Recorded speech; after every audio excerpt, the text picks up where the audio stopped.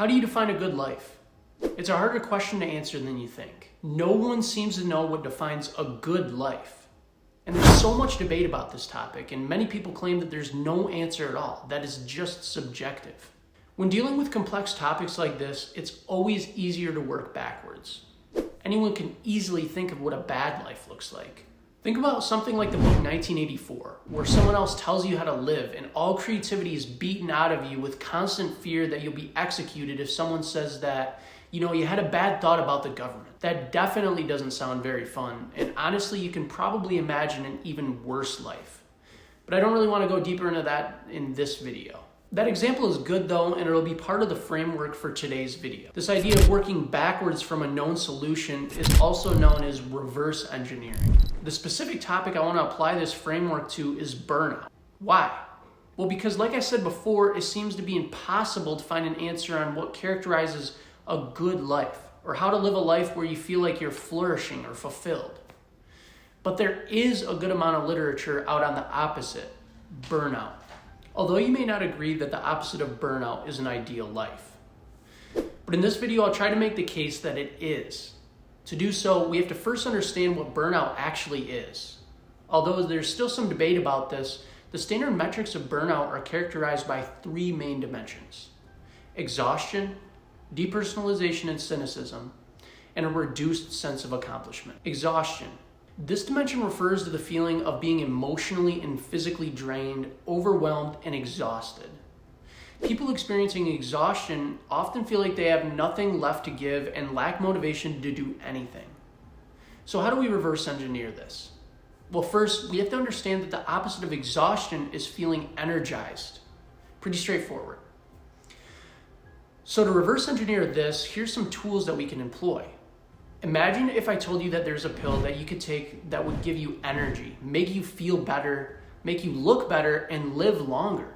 Would you take it? Well, unfortunately, there's no pill, but exercise does the exact same thing and is one of the most important things that you can do to combat exhaustion. The second thing is discipline with the sleep schedule. You have to be protective of your sleep as it's one of the most important aspects of your life. Play around with different sleep durations and bedtimes and see what works for you, and then stick with it. The third thing is eating a healthy diet. You are what you eat. If you don't control what you fuel your body with properly, then it's unlikely that you'll be able to create and maintain energy throughout the day. And honestly, creating and maintaining energy is one of the most important things that you can do in your life. And honestly, there's a ton more tools to recharging that I want to cover, but that's a topic for a different video. Honestly, many videos. I just want to cover 20% of the knowledge that gives you 80% of the results right now. If you know someone that struggles with a lack of energy, share this video with them because these are easily some of the most important pillars of energy management.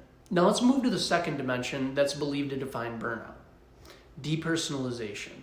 Now, what exactly does this dimension mean? This dimension refers to a sense of detachment from yourself and or others and a tendency to have a cynical view on things. People experiencing depersonalization may feel like their work has become routine and meaningless, and may distance themselves emotionally from those in their life. Some people experiencing this that I've talked to have said that they almost feel like a stranger to themselves. Like they're doing everything that the person they are should be doing, but doesn't feel like it's actually them who should be doing it. If you find yourself experiencing extreme depersonalization, I would definitely suggest speaking to a health professional. However, if you're experiencing more mild symptoms, understand where it's likely coming from. I believe that it has to do with a lack of purpose or a misalignment with your purpose. For example, when I had a job just doing tedious tasks that had nothing to do with my overall vision, I felt very disconnected from myself and my work, and almost felt like my body was being operated on autopilot while I dreamed of a better life.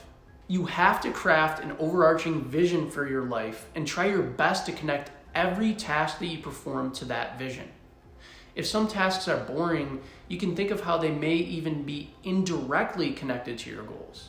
For example, when you're doing unrelated problem solving at your job, you might be able to think of how that's at least improving your critical thinking abilities and building your brain towards one that's more prepared to accomplish your overall goals.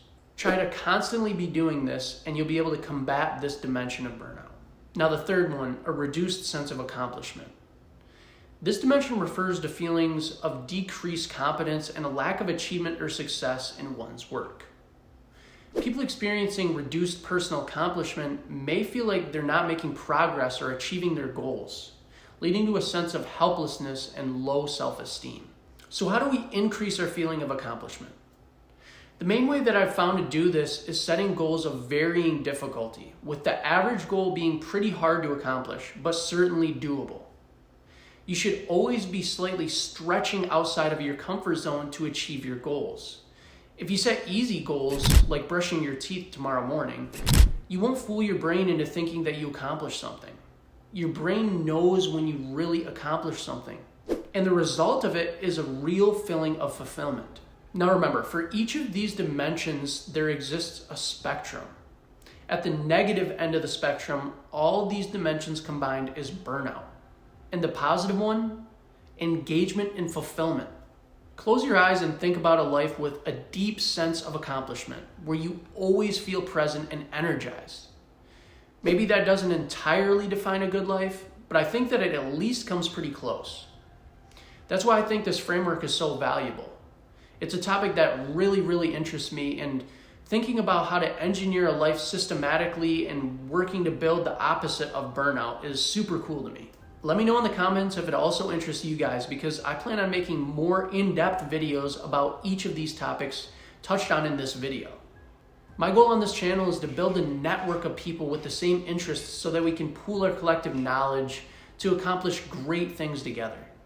So if you like this, hit the like and subscribe button, and thanks for watching.